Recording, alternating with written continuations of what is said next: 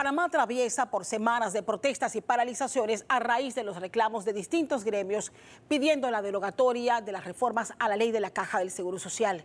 Los diálogos no apuntan como una salida, mientras que varios sectores advierten de las pérdidas en sectores económicos y el impacto en la educación de miles de estudiantes. Pero también recientemente se aprobó en tercer debate un proyecto de ley que aumenta las penas por delitos sexuales contra menores de edad. Esta medida busca disminuir los índices de los delitos, pero también fue sancionada la ley que modifica la alerta Amber, herramienta que pretende localizar rápidamente a menores reportados como desaparecidos. Vamos a analizar también en nuestro programa el anuncio de los avances del proyecto del ferrocarril Panamá-David, que busca cambiar el movimiento logístico y de pasajeros en el país, con miras incluso a integrarlos con Costa Rica y posteriormente a Centroamérica. Estos son los temas que abordamos hoy en Radar.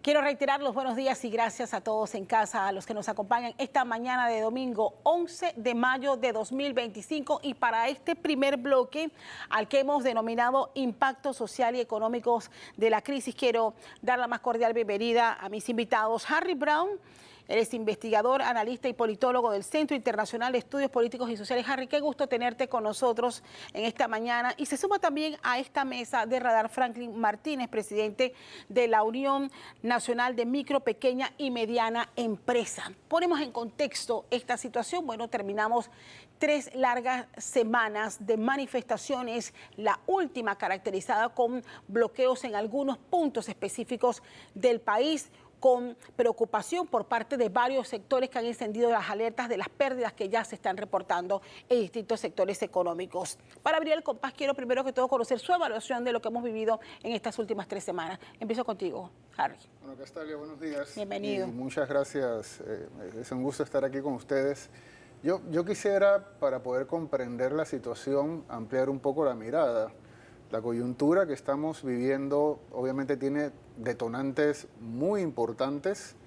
La seguridad social, ni más ni menos, que ha generado protestas en cada país en el que se ha discutido ese tema.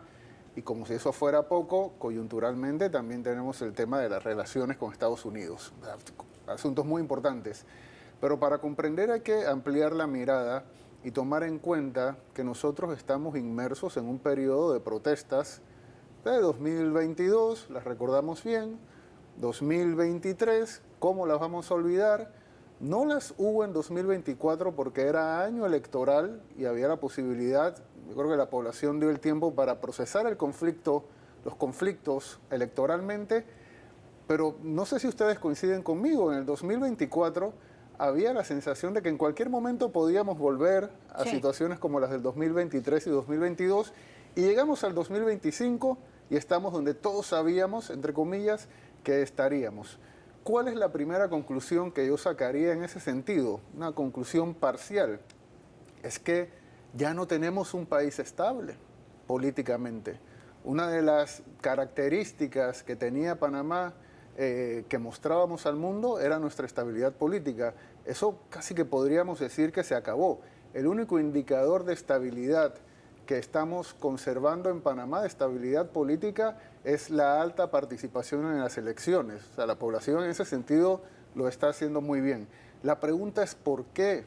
¿Cómo hemos llegado a este punto de perder la estabilidad política en los últimos años posteriores a la pandemia? Correcto. También tenemos que saber de dónde venimos. Mira, hay algunas explicaciones. Una tiene que ver con algo que llamamos privación relativa, que nos dice la sociología política, que es que las personas sienten que su situación económica no está donde debería estar y que individualmente no vamos a tener la posibilidad de tener una mejor situación. Y todos conocemos los indicadores en Panamá. En Panamá hemos reducido la pobreza de manera muy importante, pero sigue habiendo una gran desigualdad. En cada encuesta que hacemos en el CIEPS, la población es muy consciente de esa desigualdad. En nuestras encuestas, el 76% de la población nos dijo que la situación económica es mala. Y tengo un dato que es muy interesante que vincula la economía con las aspiraciones de la gente. El 70% de la población evalúan mal los servicios públicos, agua, energía eléctrica, telefonía, la salud. Y miren qué interesante, y creo que eso también nos vincula con lo que está pasando. De ese 70%, que es muy grande, quienes hacen peor evaluación son las personas que tienen grado universitario y que tienen mayores ingresos. Son los referentes que tenemos en la sociedad. Hay otra manera de explicar esto que creo que nos lleva a las implicaciones políticas de lo que está pasando, que es cuáles son los recursos de movilización que tienen los distintos actores. Lo digo de otra manera, ¿qué posibilidades tienen los distintos actores políticos y sociales de canalizar sus demandas? Y mira, en Panamá, y esto es conocimiento creado en Panamá, hemos hecho varios estudios. Carlos Guevara Mann, que es un buen politólogo, ahora está en el Ministerio de Relaciones Exteriores, Magda Ceballos, Antonio San Martín, que también lo han tenido aquí, Billy Balson Leiner, que es del Colegio de México, y yo, hemos comprobado matemáticamente que el sistema de representación panameño es extraordinariamente excluyente.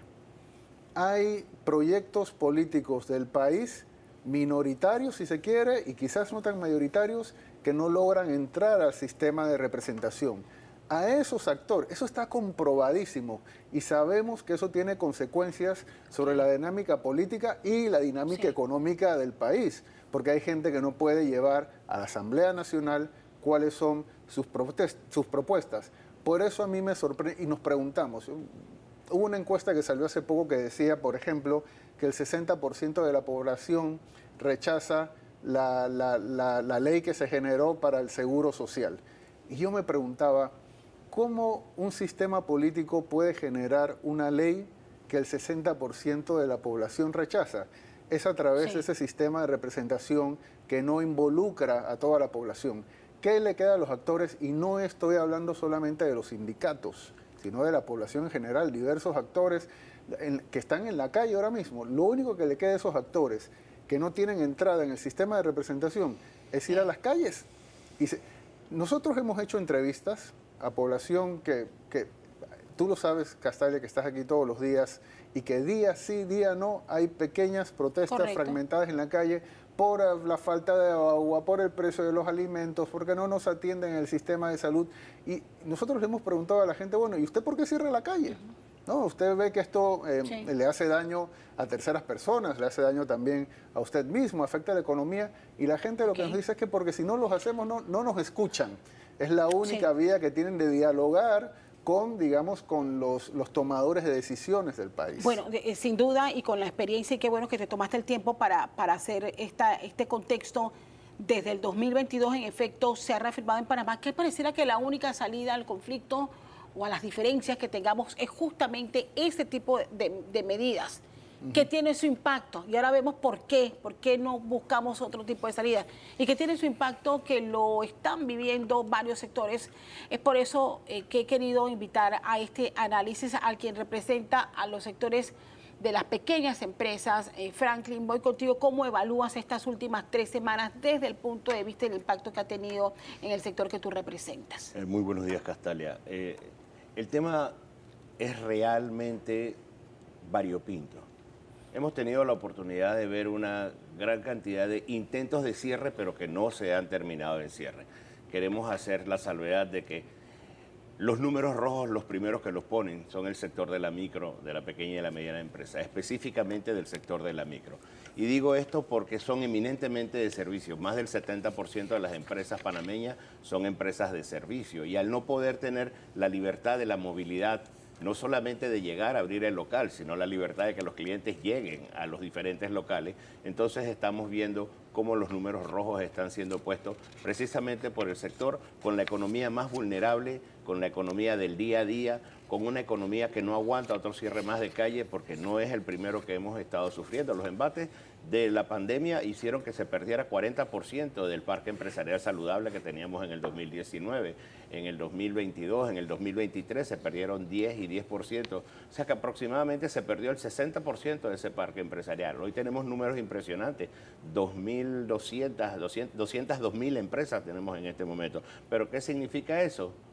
que el 60% de esas empresas son empresas nuevas, empresas que se están consolidando, que están comenzando a hacer clientela, que realmente están impulsando el inicio de su emprendimiento, la gran mayoría de ellos con fondos propios, porque no existe una banca dedicada específicamente para el sector de la micro, de la pequeña y mediana empresa, porque no existe un programa público que permita que la micro, pequeña y mediana empresa tenga acceso a financiamiento, y ese es el mensaje que nosotros queremos transmitir en este momento.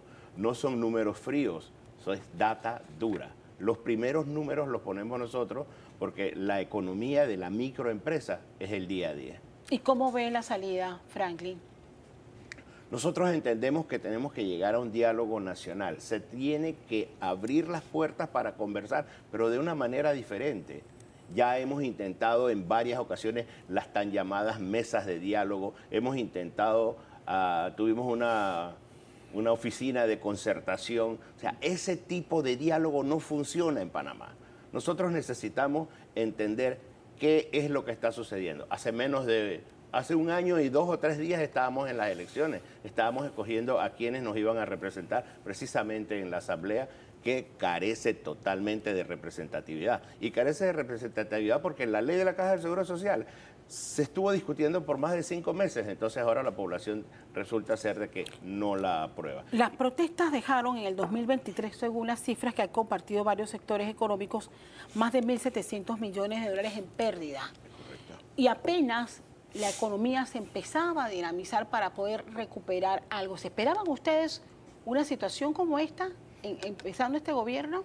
Es que el problema con el que estamos lidiando día a día el sector de la microempresa es la incertidumbre, es la inestabilidad. Nosotros sabemos que nos van a cerrar las calles, no sabemos cuándo. Entonces, a pesar de que el gobierno central ha dicho, cada vez que se cierre, nosotros vamos a abrir. Y lo están haciendo, ojo, lo están haciendo y eso nosotros tenemos que reconocerlo.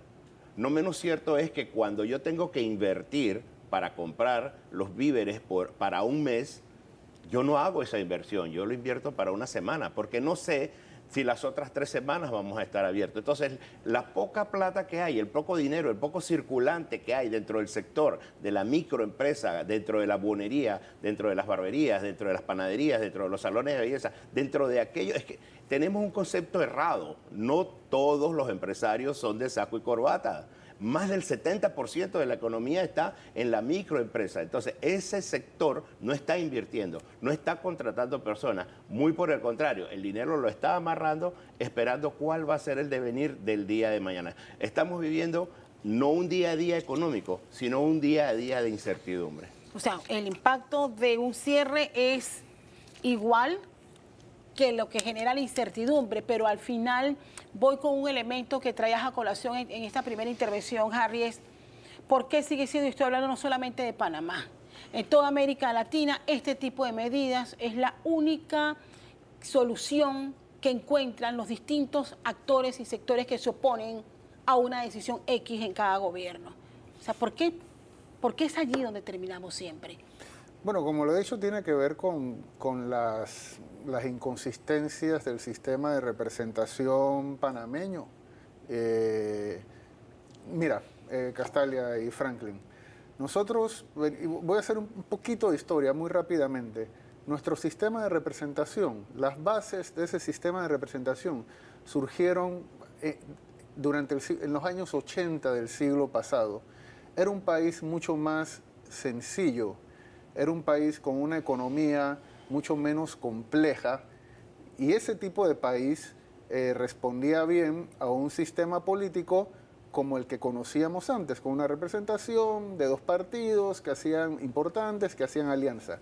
Nosotros ahora, eso lo he conversado con algunos economistas con los que he trabajado, tenemos una economía mucho más diversificada, mucho más, el compañero lo sabe mejor, más compleja, con un tejido social más diverso que llega a otras capas. Bueno, pero mantenemos un sistema político simple, antiguo, anquilosado, alejado de la población.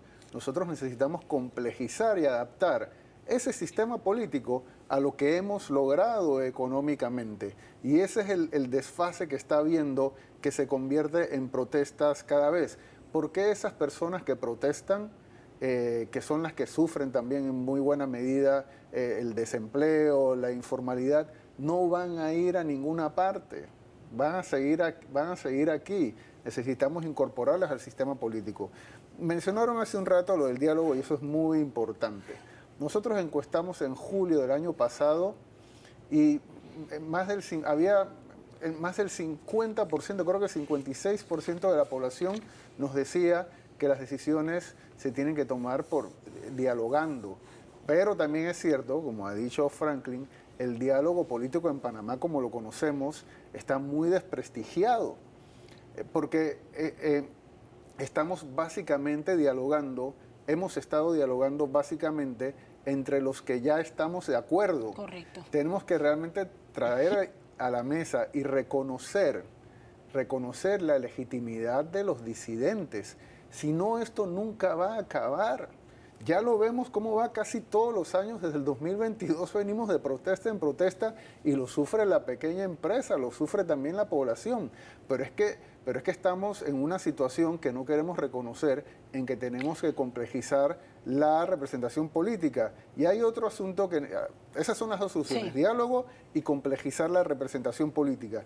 Y lo otro tiene que ver con crear capacidades estatales para responder a los problemas de la población. Yo hablaba de los servicios básicos, que son básicos, valga la redundancia. Hace unos días salió un artículo en los diarios de un economista, Aristides Hernández, que nos describía la bajísima capacidad estatal que tiene el Estado panameño. Es de las más bajas de toda América Latina. Eso también tenemos que construir para poder responder a las demandas de la población. La población no quiere nada grandioso. Aquí Franklin decía que creemos que todos los empresarios son los de saco y corbata. No, es la gente que está trabajando día a día, y la gente a lo que aspira es poder educar a sus hijos, poder llegar a fin de mes y si nos va razonablemente bien, un poquito mejor, tener un tiempo de ocio los fines de semana. No pedimos nada mucho que vaya más allá de eso. Y un último apunte. Este no es un tema ideológico. Sí aunque hay sectores, hay que reconocerlos, que en sus mensajes están enviando esos mensajes. Sí, en la parte alta de la sociedad panameña, digamos en los gremios empresarios y en los sindicatos, hay unos discursos muy ideologizados. Aquí se está hablando, ¿quiénes están con la izquierda y quiénes están con la derecha? Yo no sé al final... Eso está allí en cualquiera de las partes.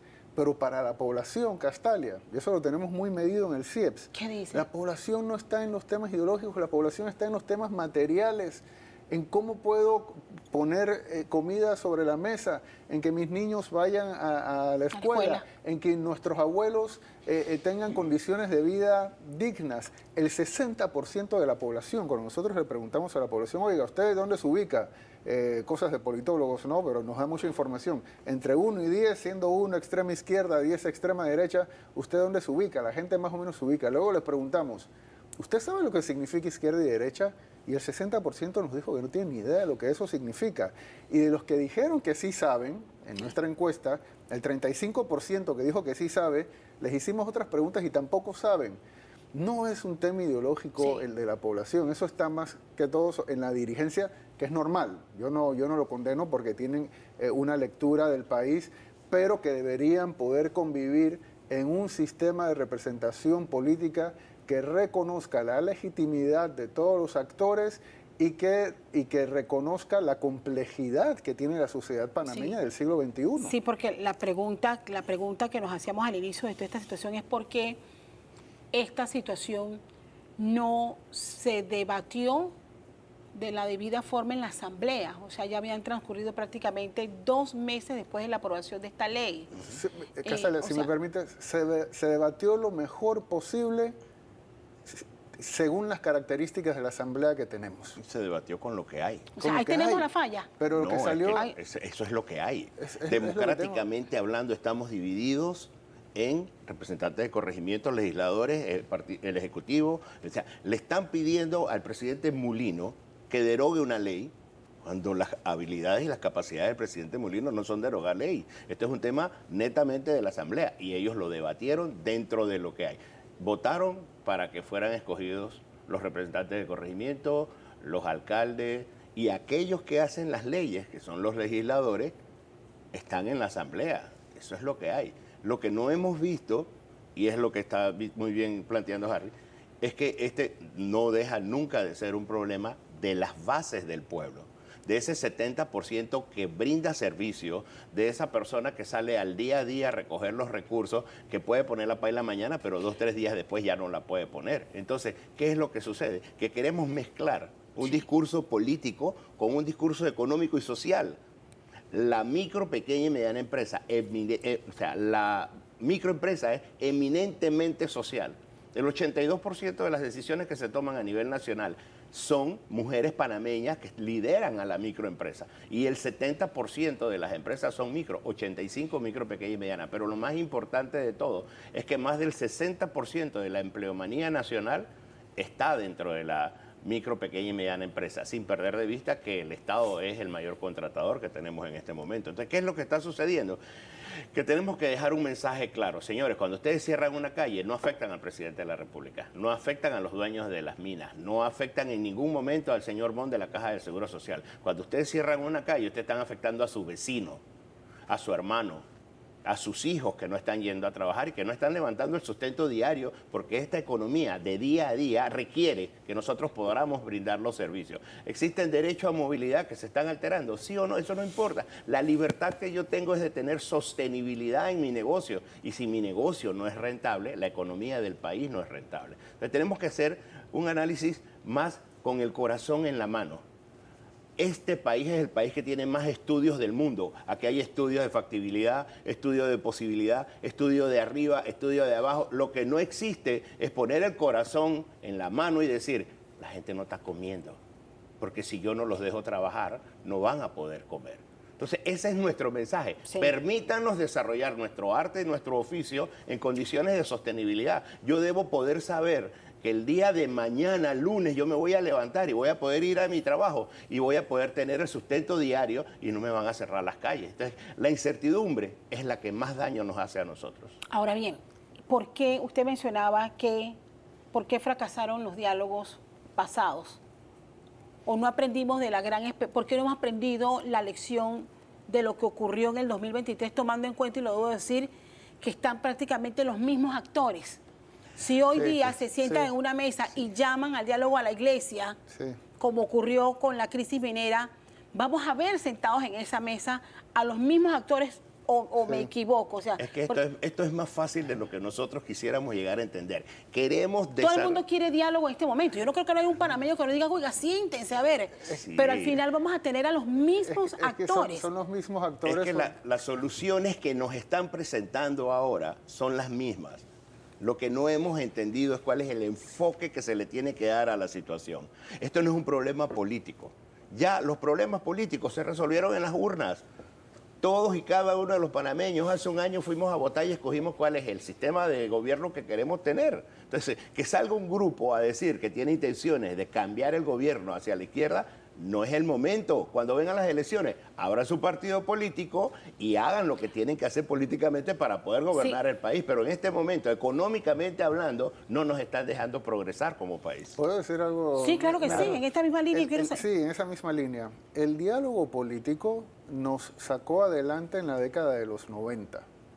Sí. Cuando veníamos de la invasión y de la crisis, como le llamamos, de finales de los 80, el diálogo político nos sacó adelante y nos tiene que sacar adelante en este momento. Pero tienen que ser diálogos distintos. Como bien dijiste, van a ser los mismos actores, porque dije hace un rato, nadie se va a ir. Aquí vamos a estar los mismos. Yo creo que lo que tiene que pasar es, primero, reconocer todos los actores, porque sí estamos en una situación en que ninguno de los actores no se reconoce en su legitimidad.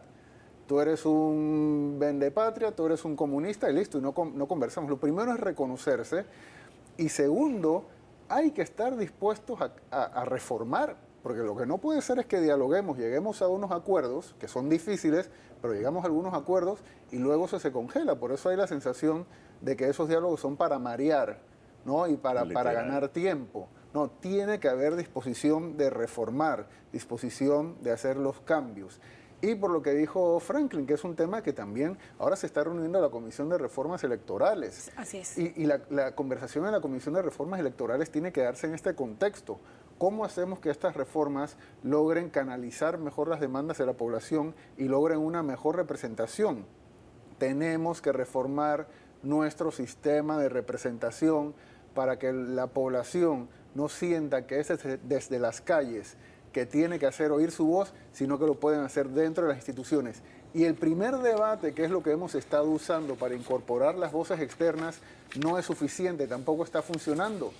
La gente va al primer debate, que es lo que están diciendo muchos de los actores, lo dicen todos, incluso los gremios de empresarios, que todos fuimos al primer debate y no se tomó muy en cuenta nada de lo que estamos diciendo. Los actores tienen que estar dentro de la Asamblea Nacional, en los gobiernos locales y ojalá también en la Presidencia de la República eventualmente, para que podamos canalizar democrática y pacíficamente la gran diversidad y complejidad de demandas nuevas que hay en la población panameña. Ahora, ¿a eso te refieres con que se requiere una mejor representatividad? Y hablemos de la Asamblea, donde al final es en la Asamblea donde se debió haber gestado un documento que tratara de satisfacer a todas las partes, tomando en cuenta que los distintos actores reconocen al menos, y si me quedo nada más con el tema de la ley de la Caja del Seguro Social, que es al menos mejor que teníamos, pero que tampoco satisface a la mayoría que hoy continúa en las calles. ¿Cómo lo reformulamos en el punto en que hemos quedado?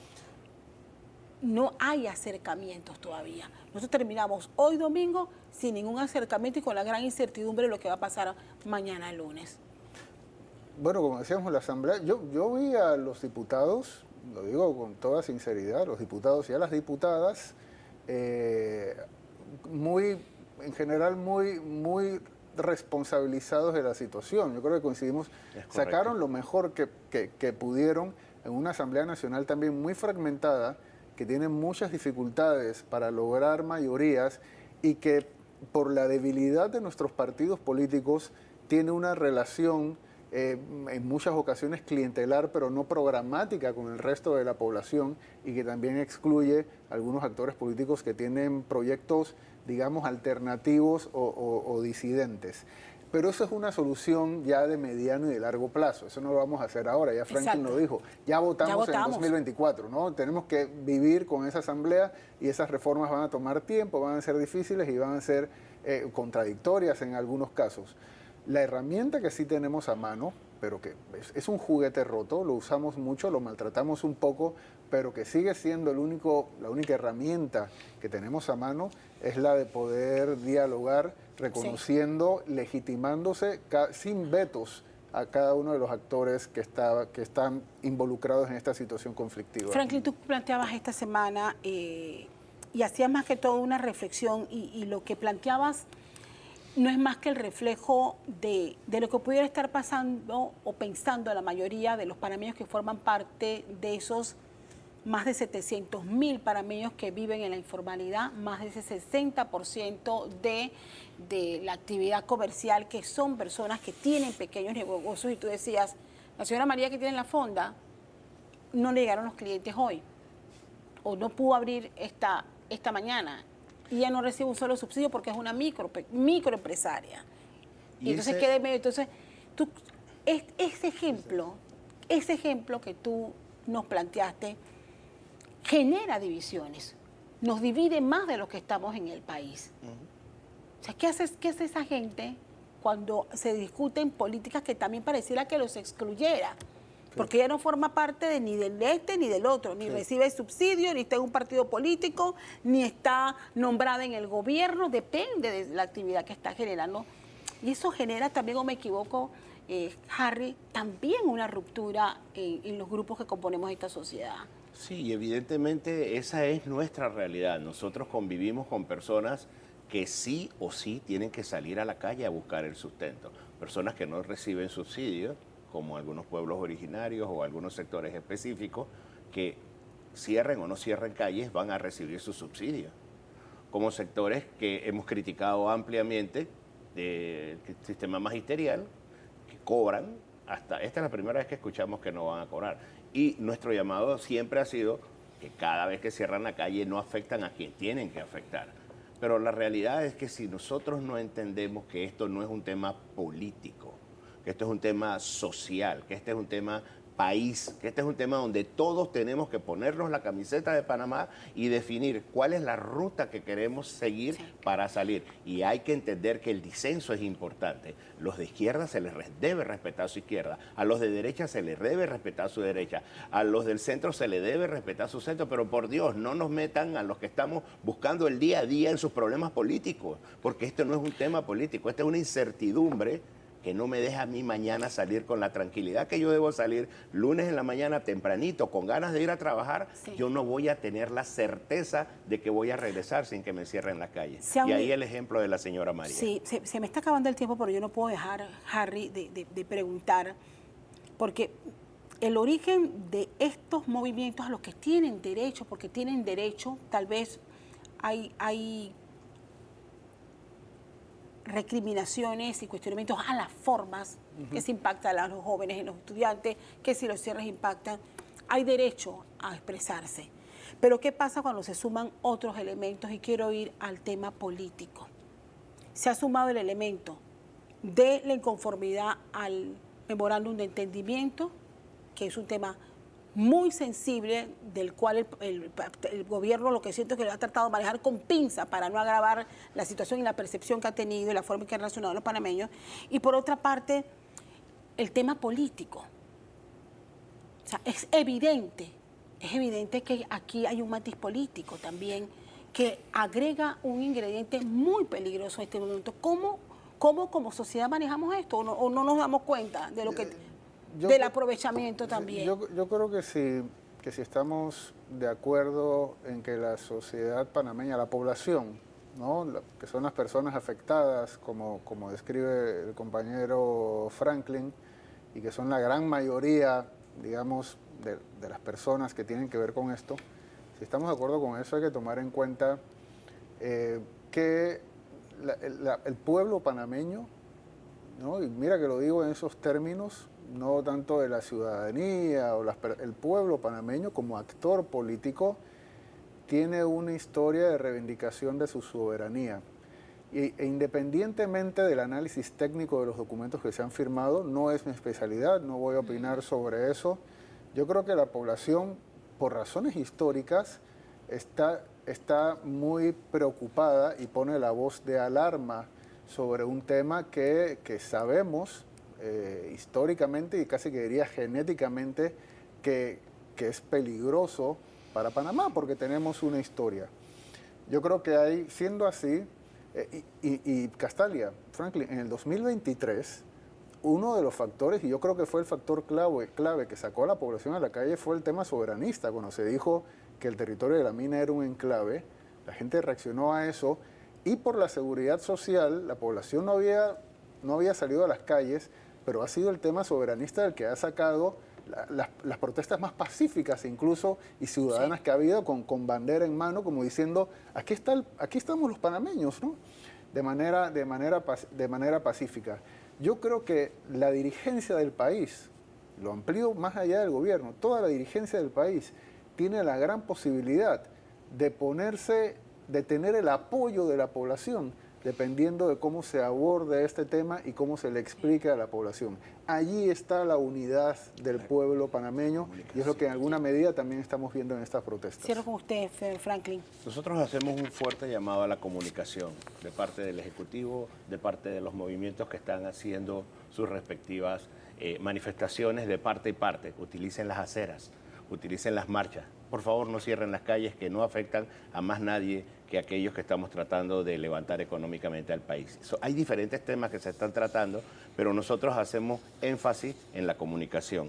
Se han firmado más de 23 memorandos de entendimiento en este país. Tengo aquí una nota que dice 6 en la administración de Endara, 4 en la administración de Valladares, 8 en la administración de Moscoso, 1 en la administración de Torrijos, 3 en la administración de Varela, y ninguno de ellos ha generado el revuelo. La misma información, los mismos memorándum de entendimiento. Entonces, ¿qué es lo que estamos haciendo? Estamos cogiendo algo normal y lo estamos convirtiendo en algo que sea un tema problemático, porque antes de que se firme un memorándum de entendimiento pasa por el Ministerio de Relaciones Exteriores. Aunque debo reconocer que es la forma en que el presidente Trump ha abordado el tema, por supuesto, tan feroz, tan agresivo, pues definitivamente ha generado que el panameño reaccione de una manera que generalmente no lo hacemos. somos un pueblo de paz, somos un pueblo pacífico, Sí. de diálogo, y yo creo que al final es lo que todos apelamos. Quiero agradecerte, Harry, quiero agradecerle, Franklin, estar con nosotros en este análisis, en este primer bloque, impacto social y económico de la crisis. En el segundo bloque vamos a hablar de delitos sexuales, donde se ha aprobado un proyecto de ley para aumentar las penas, pero también vamos a hablar de la alerta Amber y cómo se va a aplicar después de la sanción que haga el presidente de la República. Siga con nosotros aquí en Radar.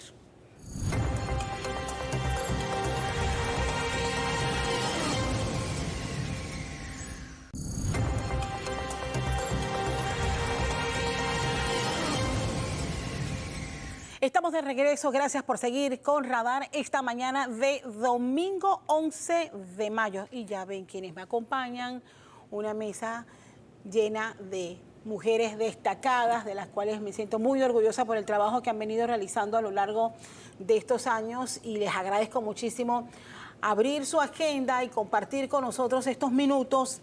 Delitos sexuales y alerta Amber. Mire, Panamá ha tenido una deuda pendiente con los niños. Y los medios de comunicación hemos sido testigos, tristemente, de compartir cada día el aumento de cifras, que no solamente hablan de la crudeza con que se están cometiendo los delitos sexuales, sino de la insensibilidad que pareciera la sociedad panameña manejar este tema, porque no reaccionamos. Pero hay avances, al menos. Hay una recién aprobada reforma a una ley para aumentar las penas contra estos delitos, y hay un esfuerzo por mejorar el sistema de alerta Amber, que apenas nos estamos acostumbrando, pero allí lo tenemos, pero hay mejoras también que han sido formuladas y que van a ser sancionadas próximamente por el presidente de la República. Paulette Thomas, diputada de la República, nos acompaña. Gracias, Paulette. Suki Yar, abogada y especialista en este tema. Suki, muchísimas gracias. Lucy Córdoba, activista de derechos humanos, sobre todo de los niños en las regiones apartadas del país, agradecida por estar con nosotros. Para poner en contexto el tema, Paulette, a resumirnos los principales logros que podemos plantear en esta última reforma que se ha logrado en la Asamblea Nacional. Aumento de penas, y el aumento de penas se da para fortalecer nuestro sistema de justicia. En este primer trimestre del 2025 llevamos ya 1.323 denuncias de casos contra la integridad sexual de las personas, lo que significa 15 denuncias diarias o una denuncia cada 98 minutos. Eso es una realidad. A la fecha, las penas existentes para violaciones de niños y niñas es de 12 a 15 años, pero cuando te presentas ante el sistema penal acusatorio, cuya función es simplificar el proceso, la persona, al aceptar su culpabilidad, es como si esta aceptación fuera una especie de atenuante, y esta figura definitivamente no puede atenuar de ninguna manera el daño que se le está ocasionando a una criatura. Yo lo que estoy solicitando en esta ley es que se aumenten las penas de 25 a 30 años.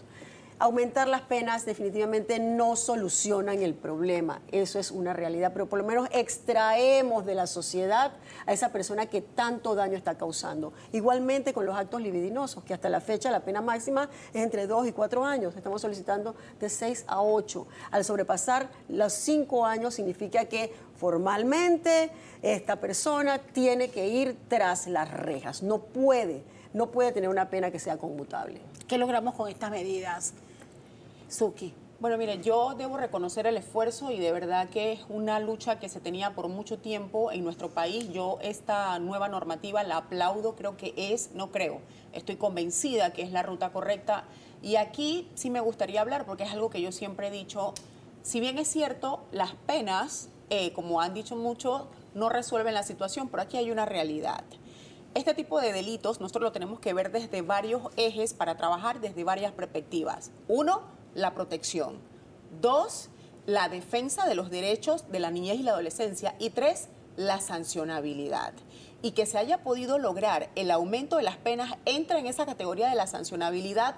¿Y qué es lo que se busca verdaderamente? Que exista someramente una proporcionalidad entre el daño que le causan los agresores sexuales a las víctimas, que en este caso es la población más vulnerable de nuestro país. Habrán que realizarse otras mesas de trabajo para entrar en protección, en prevención y en defensa. Pero en este momento yo soy muy categórica y aplaudo la gestión de la honorable diputada Paulette Thomas en que era necesario el aumento de la pena. Y voy a poner un ejemplo muy sencillo. Si una persona, un agresor sexual, en un proceso, en el sistema penal acusatorio, encontrado culpable del hecho, lo condenan, el más gravoso, 18 años, esa persona, como siempre lo he dicho, va a poder estudiar, va a poder trabajar y esos 18 años de pena no los va a cumplir porque se le va a conmutar la pena. Sin embargo, las víctimas, que son niñas, niños y adolescentes, su daño queda para toda la vida y nuestro país no tiene ningún programa de forma gratuito que trabaje con el daño que se le ha causado a los menores. Usted plantea que se tendrán que a futuro, este es un paso importante, que se tendrán que plantear las herramientas para seguir protegiendo, que creo que ahí es donde está la falla. Pero por supuesto. Porque, imagínense, 1.323 casos, de los pocos que llegan. Así es. Porque la mayoría no llegan, Castalia? no llega. Y es la parte que quiero coincidir con la opinión de Lucy. Lucy, porque en las regiones que tú cubres como activista hay una realidad más dura de que saber que aquí en la ciudad de Panamá haya una familia que sepa que hay una agresión sexual en la familia y es una decisión no denunciarlo. Hay casos extremos donde ese tipo de acciones son parte de la cultura. O pues mejor me callo porque yo no tengo acceso a presentar una denuncia.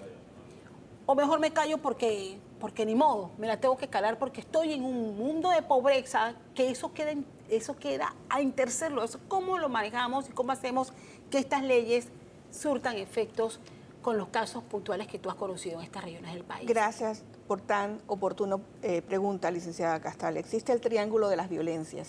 En el triángulo de las violencias estamos con los problemas que estamos viendo, pero existen violencias invisibles, que son las que usted acaba de mencionar que no vemos.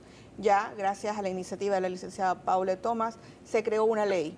Suki habla de cómo hay que judicializar estos hechos, pero cómo vamos nosotros a canalizar o a transmitirle este mensaje a aquellas personas que no saben leer ni escribir y en donde no existe señal telefónica, porque en esos lugares lejanos es en donde existen las mayores violencias sexuales hacia nuestros niños.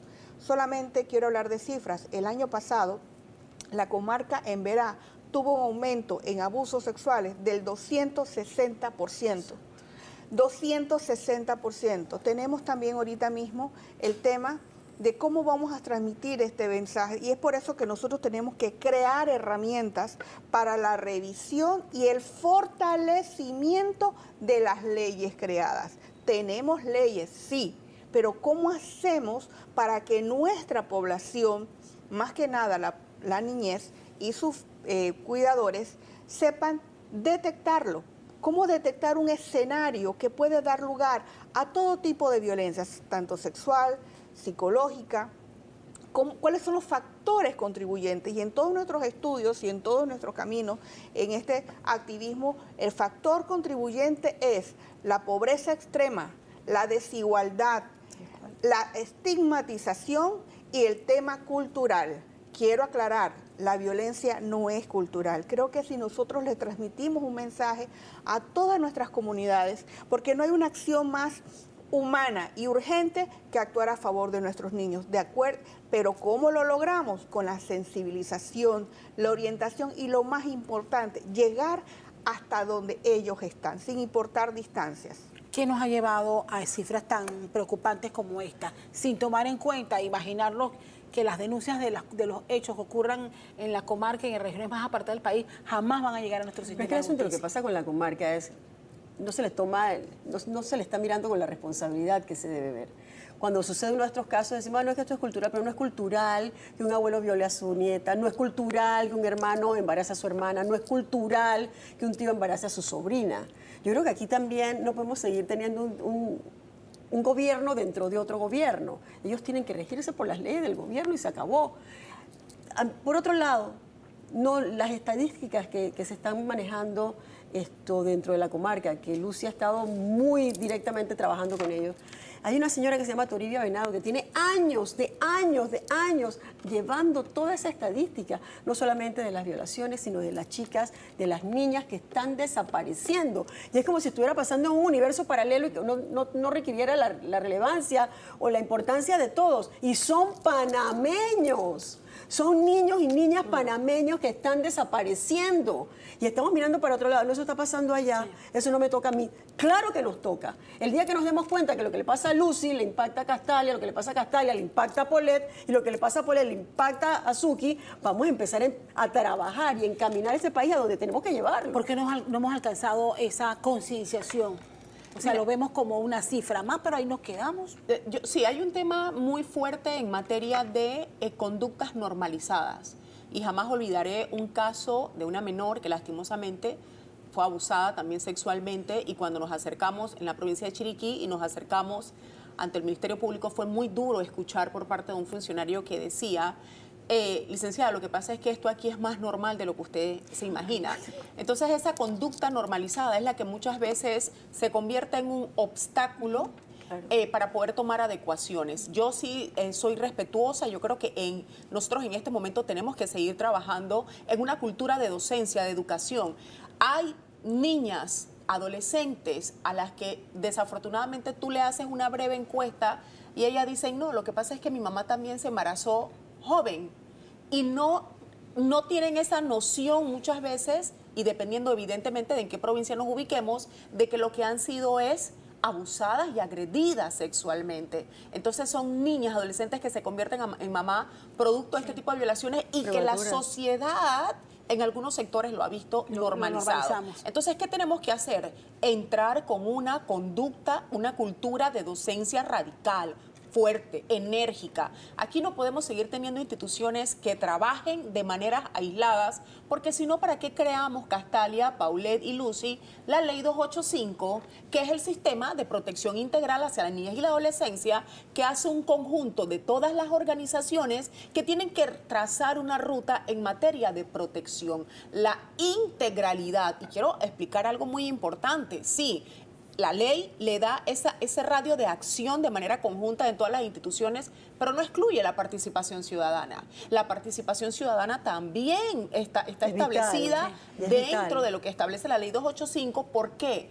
Porque cuando se trata de proteger los derechos de la niñez y adolescencia, es un trabajo de país, es un trabajo de todos. ¿Qué nos ha hecho falta, Lucy? Falta, primero que nada, que les voy a decir algo muy fuerte, pero tengo que ser mi papel de activista. Tanto el Ministerio Público, el CENIAF y las instituciones públicas hagan su trabajo. Sepan identificar lo que es trata de personas, lo que es la explotación de un menor, saber identificar qué causó el problema. Porque cuando detectamos a una víctima, estamos creando una cultura reactiva, pero no proactiva. ¿Qué quiere decir?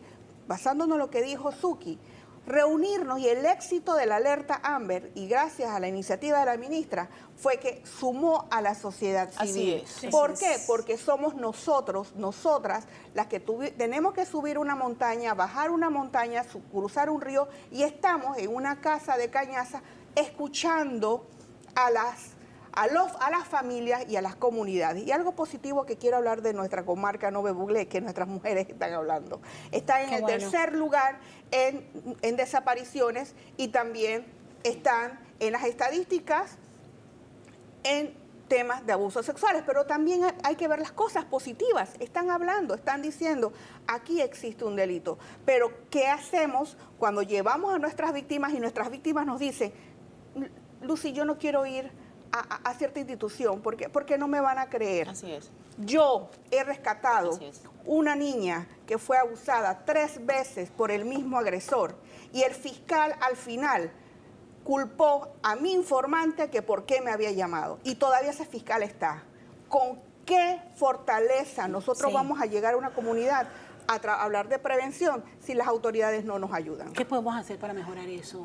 Educación, docencia, es importantísimo. Y aparte tenemos que hacer trabajo en las escuelas. Total, En sí. las escuelas es muy Total. importante porque los niños tienen que saber diferenciar lo que es una caricia amorosa de un familiar, de una persona cercana, es decir, al entorno familiar, a una caricia que tiene otras intenciones por detrás. Es importante, son temas de los que no queremos hablar. Educación sexual se ha convertido en un tema tabú.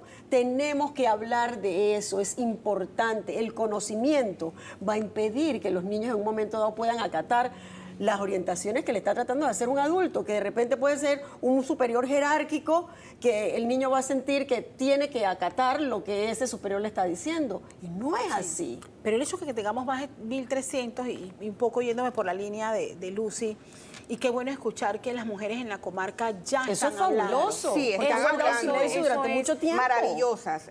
Son mujeres que dicen, mi nombre es Bechi en la comarca, orgullosamente, y ellos me dicen, recuerden el caso de Almirante, un caso de un niño rescatado que estaban dejándolo morir. Fueron las mujeres las que me dijeron, Lucy, hay un niño que se está muriendo. Y fue gracias a ellas que el niño fue localizado. Entonces hay que buscar esa fortaleza comunitaria, la fortaleza de cuidar a nuestros niños.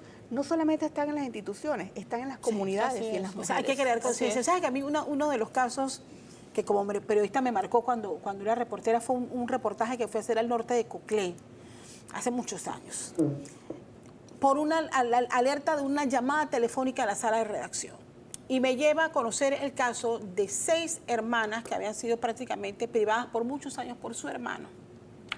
Y con mucho esfuerzo llegamos a esa montaña para confirmar que ese hermano tenía embarazada a todas sus hermanas. Todas tenían los hijos de esas mujeres, todas eran de su único hermano varón. Y era normal en la comunidad. Pero estoy hablando hace más de 20 años. Yo creo que eso ya no es normal, porque sí están llegando las denuncias. Yo creo que al final es sano lo que usted dice. Hay cosas que nosotros no podemos normalizar, ni podemos callar. Así es.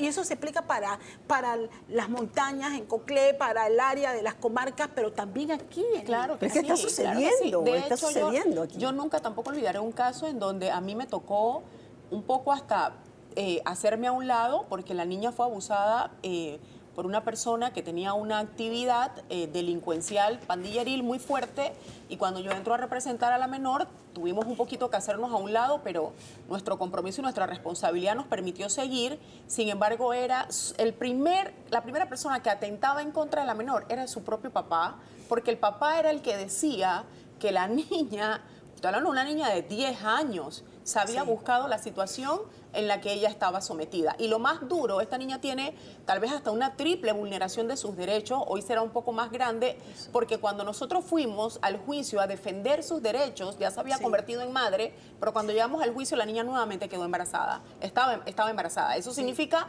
porque no era mayor de edad, que nuevamente había sido abusada sexualmente. Entonces, hay un conjunto de muchas cosas que tenemos que hacer.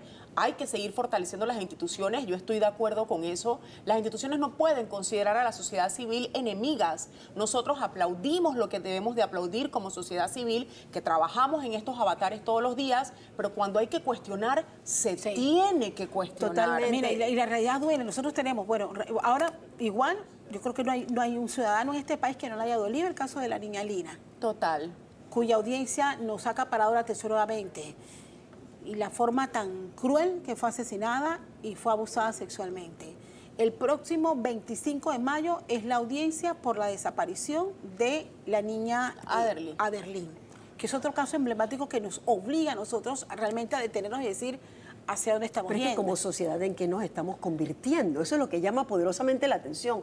¿Cómo hemos cerrado los ojos o estamos como los caballos de carrera que no quieren mirar para los lados y seguimos y seguimos y seguimos? Señores, tenemos que hacer un alto, porque lo que está pasando aquí es responsabilidad de todos y todas. Mira, y cuando un niño desaparece, igual todos, gracias a Dios, vamos a tener ya la alerta Amber, todos tenemos que convertirnos en agentes de búsqueda Claro que sí. para lograr conseguir recuperar esa criatura. Y en ese caso, y en ese caso de Aderly, yo hago un llamado a lo que va a ocurrir en el acto de juicio oral, porque ¿cuáles son los delitos de las que la persona a la que este señor lo acusaron? Porque nuestra legislación no tiene, nuestro Código Penal no tiene en materia de delito tipificado que se haga un proceso cuando el cuerpo no aparece. ¿Cuáles son los delitos por los que verdaderamente el señor lo van a someter? Entonces, estos son los tipos de legislaciones que nosotros tenemos que entrar a debatir más cuando se trata de la niñez y la adolescencia. Este no es un tema de que estamos haciendo una alerta por algo que no, son cosas que están ocurriendo y que hay que entrar en el debate. Lucy. Tenemos ahorita mismo 31 niños, niñas desaparecidos. Cada 28 horas desaparece un niño, 31. Tenemos a Udiel, que fue desaparecido en el año 2023. La activación se hizo en el 2024, un año después, y ya va para casi 2 años desaparecido. Son vidas, no son cifras. Y quiero también dejar que la sociedad deje el estigma de decir, se fue con el novio. No. Recordemos que tenemos 2 niñas en este momento desaparecidas que vienen de un albergue, que no queremos creer que haya sucedido lo mismo que sucedió con la niña que encontraron se escapó en Nicaragua. Y al momento llevamos 106 activaciones de alerta Amber. Esto es delicado. Quiero terminar con esa alerta Amber, evaluar.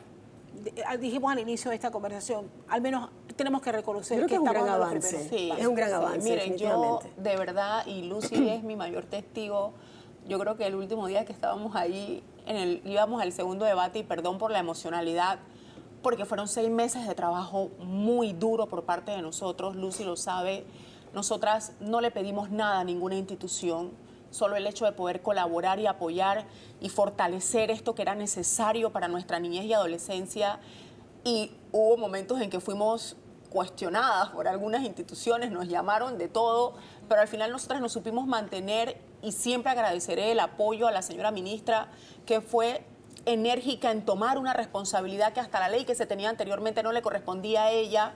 Nos llamó a las mesas de trabajo y por 6 meses estuvimos ahí dando la milla extra, el esfuerzo, sacrificando todo, y ahora tenemos una alerta Amber que lo que se pretende es seguir trabajando, porque ahora vendrá la etapa de la reglamentación, que estamos a la espera también del llamado, pero se ha logrado fortalecer, porque lo que teníamos era demasiado ambiguo.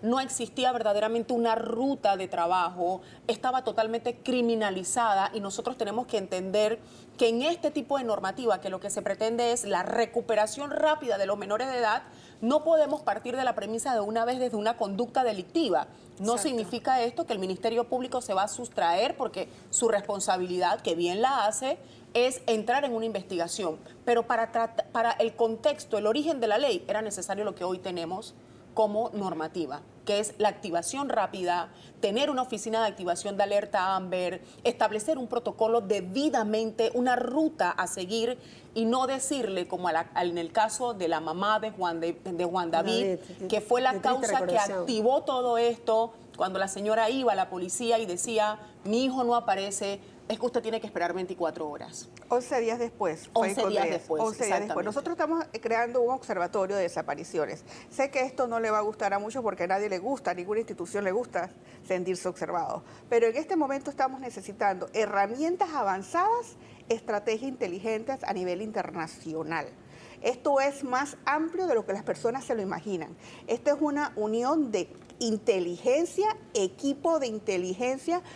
Agradezco, eleve esto a la Asamblea. Necesitamos fondos para, por ejemplo, drones especializados, equipos tecnológicos especializados, porque esto está en manos también del crimen organizado. Sin duda alguna. Totalmente. Entonces nosotros no nos podemos quedar atrás. Tenemos una alerta Amber que hoy nos acompaña. Hay quienes consideran que hace falta algunos ajustes para que sean más accesibles y que tenga acceso a la sociedad, que es al final la que tiene que ayudar a encontrar Otro a un tema menor lo más importantísimo, pronto. Castalia, necesitamos que el listado de ofensores sexuales sea público.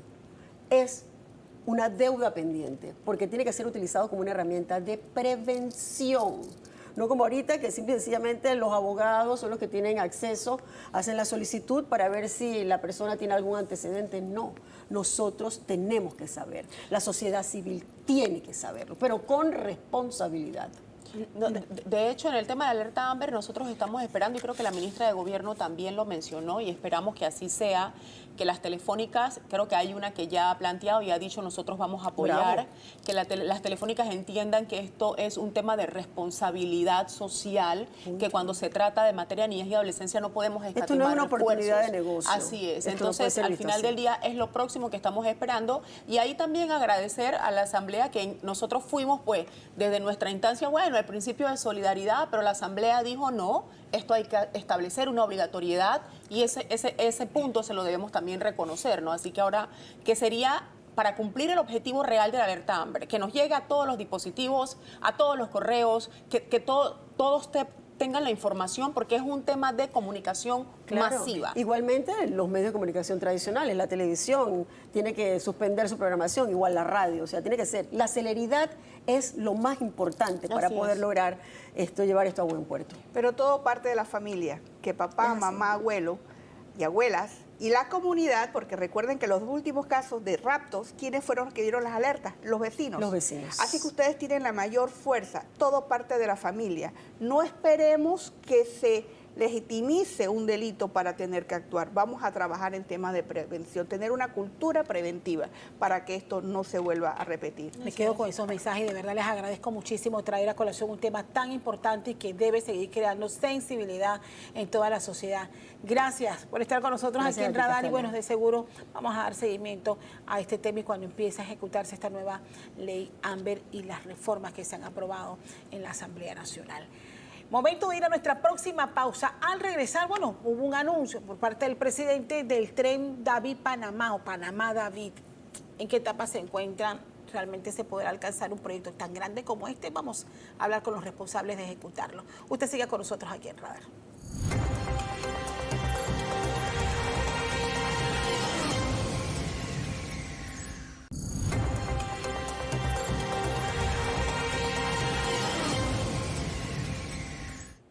Estamos de regreso, gracias por seguir con nosotros aquí en Radar y tal como lo hemos avanzado. Nuestro invitado para hoy domingo aquí en Radar y por primera vez en nuestro estudio, así que es un placer tenerle por acá y conocerle igual. Henry Farouk, él es el coordinador del proyecto más importante que ha lanzado el presidente de la República esta semana y del cual ha hablado de sus avances, el secretario nacional del ferrocarril, y vamos a conversar de las etapas en que se encuentra este proyecto del ferrocarril Panamá-David. Hemos dicho tren. Frontera. No es un metro, es un ferrocarril. Ferrocarril, totalmente. Es un ferrocarril.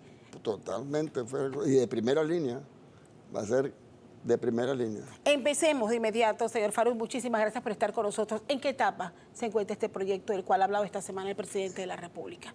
Bueno, desde el 3 de julio, que fue que se creó la Secretaría, hemos empezado a trabajar, hemos recurrido, pues, porque para la construcción de un proyecto de esta envergadura se necesita muchos estudios, diseños, consultorías, porque es un proyecto que encierra muchas cosas. La gente no tiene idea de lo que encierra. Y aunque el ferrocarril tiene su historia en Panamá, pues ya todo eso cambió. Porque la última vez que hubo un ferrocarril en Panamá fue hace más de 100 años. Y eso cambió. Entonces ya estamos hablando otro idioma, otras especificaciones, todo. Pues nosotros tuvimos la oportunidad de ser invitados por el gobierno de Corea para ir allá, ver las instalaciones de los ferrocarriles allá. El ferrocarril cambió Corea en los últimos 25 años y hemos aprendido mucho. Contratamos, ya comenzamos a conversar en diciembre a una compañía estadounidense, AECOM, que es una de las compañías más grandes del mundo. Si no me equivoco, tiene más de 50.000 colaboradores. Y ellos hacen diseños, consultoría, no construyen. Entonces, y desde allá hemos estado son varias etapas, pero la etapa prioritaria era el trazado. Ahora bien, esto, según lo que han anunciado esta semana, es una primera línea que comenzará en Panamá Pacífico y llegará hasta Divisa. ¿Cuál es la ruta más factible que ustedes han detectado en estos primeros estudios?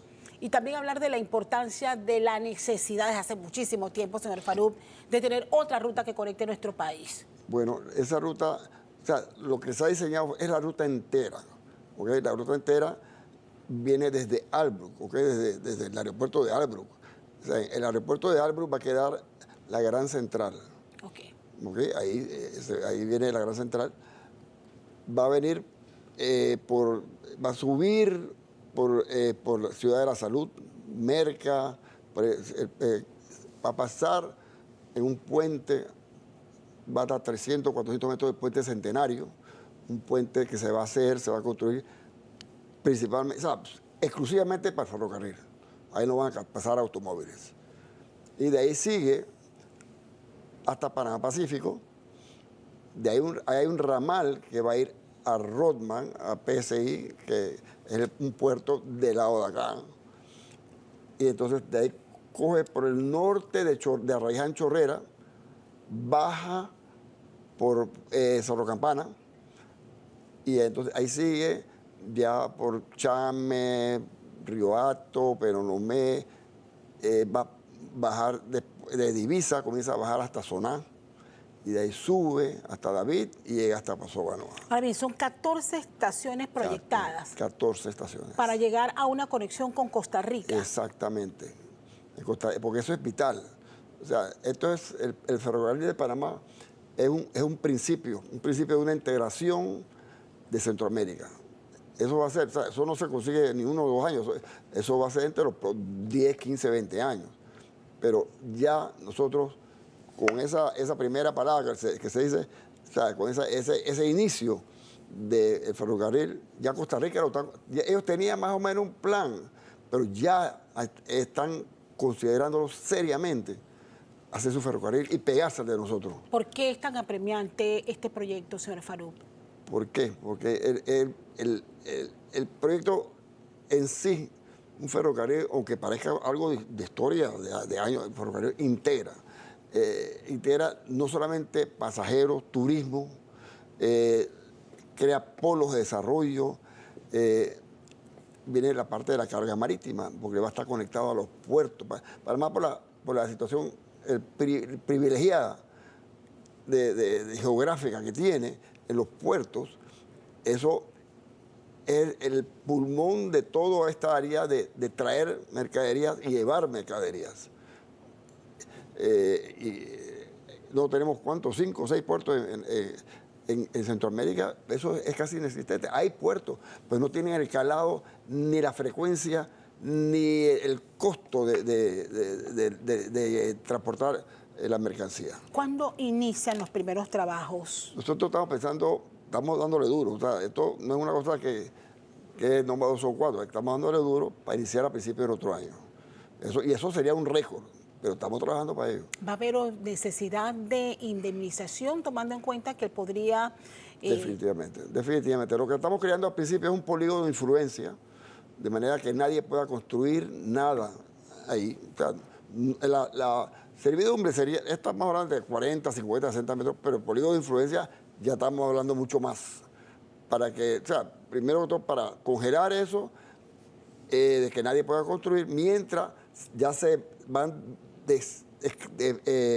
escribiendo las propiedades por las cuales va a pasar la misma servidumbre, y de ahí iniciar las negociaciones con los propietarios para llegar a un acuerdo en cuanto al costo de su propiedad. Pero no va a estar paralelo a la Interamericana, a la No, Panamericana. no. Eso yo creo que esa es la pregunta que se hacía la mayoría cuando empezaron a anunciar.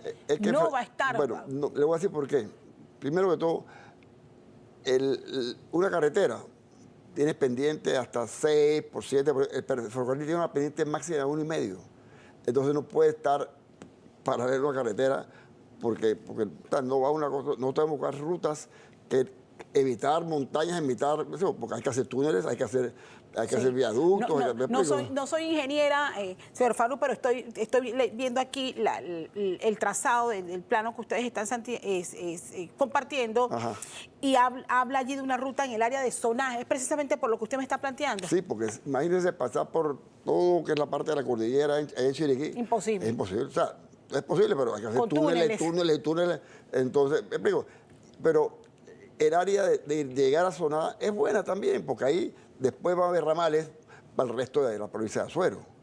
¿Ve? Eso más Bueno, y adelante. esto tomando en cuenta que aumenta el valor de las tierras, por supuesto, por donde va a pasar este tren. Hablemos de la inversión. ¿Cuánto es la inversión? Las empresas que estarían encargadas, las empresas que estarían encargadas de la generación importante de empleo que esto va. Bueno, la inversión, estamos todavía cuantificándolas. Hay, como dice la empresa consultora, hay diferentes grados de calcular una inversión.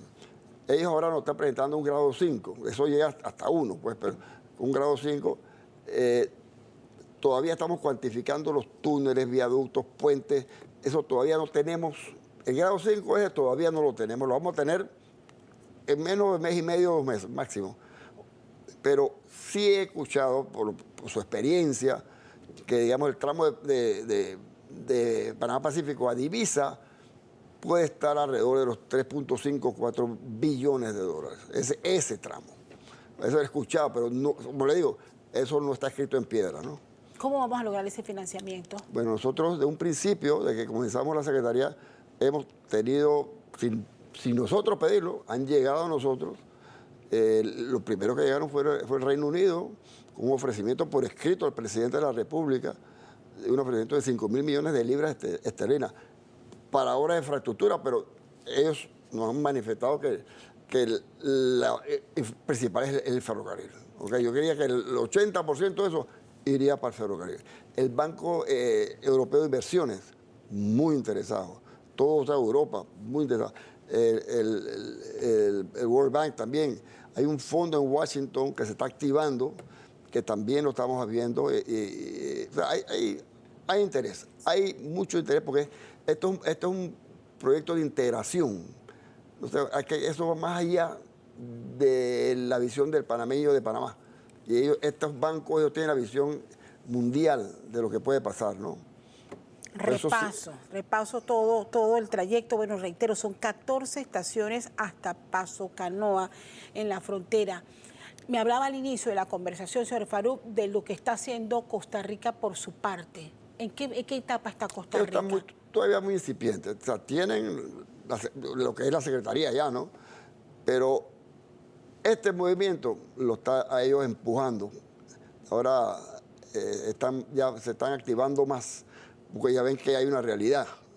¿Me explico? Entonces, ellos están empezando, y es más, están hasta aprendiendo de lo que nosotros hemos aprendido en estos últimos 8 meses. Este sería el primer paso para trazar una conexión en Centroamérica. Totalmente.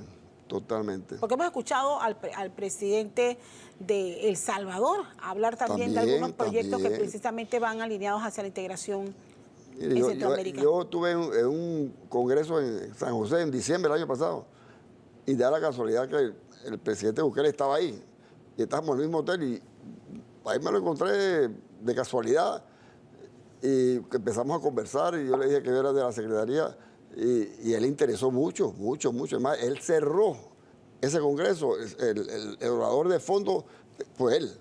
Y la verdad que ellos están muy... Pero, y así, lo importante es que tú estás creando como un furor de ferrocarril. Es un megaproyecto muy demandante y lo que más genera, ustedes lo saben, todo lo que genera esto en expectativas de empleo. ¿Cuántos empleos va a generar esto y qué tipo de mano de obra van a requerir? Bueno, la mano de obra principal es la construcción, que se preparen los que están trabajando, los trabajos de la construcción, porque aquí va a haber mucho trabajo para construcción. Digamos, el tramo de Panamá Pacífico a Divisa, nosotros vamos a ir lo que es la obra civil, creo que es la obra que ya lo mencionaba antes, que es subbalastro. El balastro son las piedras, durmientes, riel y el tren, ¿no? Pero abajo de eso es el trabajo más grande, es como la carretera. Yo soy ingeniero civil, nosotros tenemos proyectos y todo. Cuando vamos a hacer una urbanización, lo más tedioso es la parte de abajo, las tuberías, el movimiento de tierra, aplanato. Ya la calle, como dice el panameño, viste de 2 vueltas. Igualito aquí. Aquí lo que más va a tomar tiempo y más trabajo va a generar es la parte de la construcción de la obra civil, los puentes que hay que hacer, de los túneles, todo eso toma. Entonces, todo eso, y nosotros queremos que la mayoría sean de panameños. Estamos hablando de 50.000 empleos, dijeron ustedes en esa conferencia. Eso es ya combinado, pero directo podemos hablar 10, 12.000 empleos. Pero es bastante. Pero es bastante también. Sí, bueno, tenemos que tomar en cuenta toda la economía que se mueve alrededor, la distribución de materiales. Todo. Y lo importante es que, o sea, esto no se va a construir, digamos, como se construyó el metro. El metro se construyó en la línea 1, se acabó, se usó, y después vino la línea 2. No, aquí no. ¿Cuántos años va a durar este proyecto? Aquí se va a construir, digamos, los primeros 210 kilómetros. Se van a hacer licitaciones que se vayan empresas, digamos, esos 200 se divida en 30, 40, 50 kilómetros por empresa. Entonces, pero todas van a trabajar en forma paralela. Okay. Se va a contratar un project manager que tenga mucha experiencia, ¿okay? Para que organice, dirija todos los trabajos, los verifique, porque eso va a ser, esto es un trabajo pero lo importante es que todos van a estar trabajando al mismo tiempo. En su experiencia, señor Farouk, ¿este sería el proyecto más ambicioso que ha liderado? Sí, totalmente. ¿Cómo espera entregarle a Panamá un proyecto tan ambicioso como este? Mire, yo le voy a decir una cosa.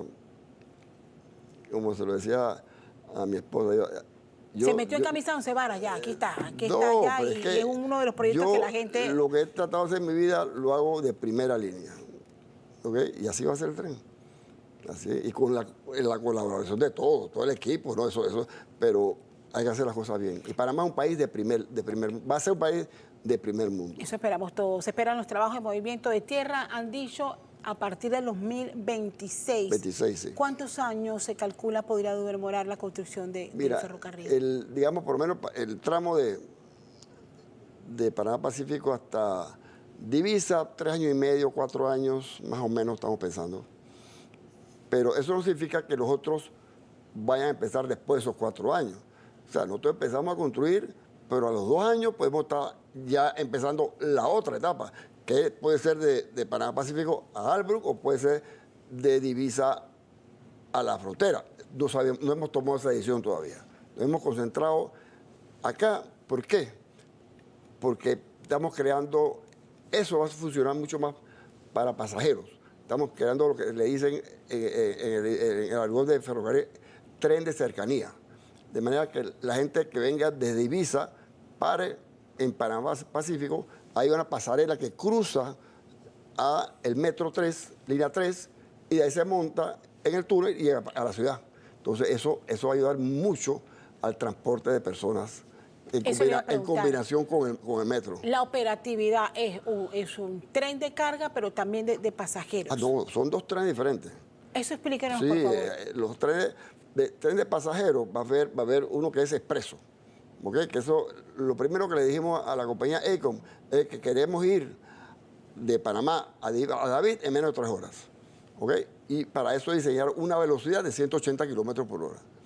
El tren de carga es un tren, sí, que es mucho más despacio, pero va a ser con el mismo riel, ¿no? Sí. Con el mismo riel se va a crear laderos aparte para cuando va un tren más rápido, el otro se puede hacia un lado para que pase el otro, porque va a haber lechero también, que va a pasar en las diferentes estaciones. El tren de carga definitivamente va a parar en las estaciones donde pueda recoger la carga, pero son diferentes horarios. ¿Qué se tomó en cuenta en el estudio, señor Farouk, para determinar dónde van a estar las estaciones? Bueno, eso se estudió en consenso con la Secretaría y esta firma que contrató ellos subcontrataron a otra empresa que vea la demanda, tanto de pasajeros como de carga, y se tomó esa decisión de esas estaciones. Antes, con el estudio anterior, eran 21 estaciones. Nosotros la bajamos a 14. ¿Cómo van a desarrollar estos polos?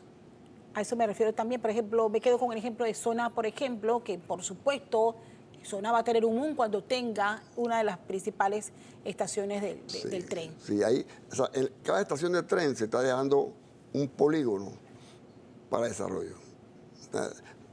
La servidumbre, como mencioné, estamos hablando de 40, 60 metros, pero ya en cada estación va a haber un polígono, todavía no está definido, pero de varias hectáreas, para ahí exactamente poder crear centros de desarrollo, de lo que sea.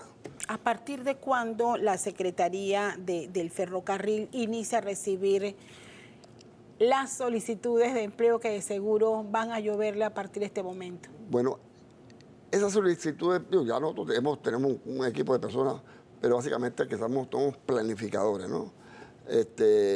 Ingenieros, de todo. Pero ya la parte de la construcción va a venir a principios del otro año, porque la Secretaría no es la que va a contratar a los... Son las empresas. Son las empresas. Nosotros vamos a licitar, las empresas se van a ganar su trabajo y eso es su problema. Pero ellos son los que van a contratar. Pero estamos hablando a principios del 26. Mensaje, señor Farouk, ante este anuncio del adelanto de un proyecto, uno de los más ambiciosos que podríamos tener en los próximos años. El mensaje que yo le doy a la ciudadanía es que deje que el país se desarrolle. O sea, el mundo, ahora con todo esto de Trump, han puesto los ojos sobre Panamá. Panamá tiene un futuro enorme por todo lo que hemos hablado de la posición geográfica. Entonces, trabajemos, vamos a trabajar. O sea, no pongamos a cerrar calles, no nos pongamos a hacer huelga. De verdad se los digo, trabajemos. Tenemos un lindo país. Yo siempre he dicho, yo he visitado muchos países en mi vida. Yo viví en Europa 7 años, primero estudiando una maestría, después como embajador. Allá esa gente, primero de todo que el ferrocarril es el modo de transporte de la mayoría, ¿ok? Y esa gente quiere venir a invertir acá, más ahora con los aranceles que ha creado el presidente de Estados Unidos. Entonces, aquí puede haber hubs y Panamá es el lugar ideal para hacer un hub, de lo que sea. Me quedo con ese mensaje, señor Farouk. Le agradezco muchísimo, Henry Farouk. Él lidera este gran proyecto en la Secretaría del Ferrocarril en Panamá, así que vamos a estar muy pendientes. Son los primeros avances, las primeras comunicaciones que hemos tenido y de seguro lo vamos a tener por acá más adelante para seguir compartiendo cómo avanza este importante proyecto. Gracias por compartir con nosotros estos minutos aquí en Radar. Vamos a la pausa, pero al regresar la caricatura de Hilde para ver en qué se ha inspirado esta semana, que culminamos, por supuesto, nuestras conclusiones.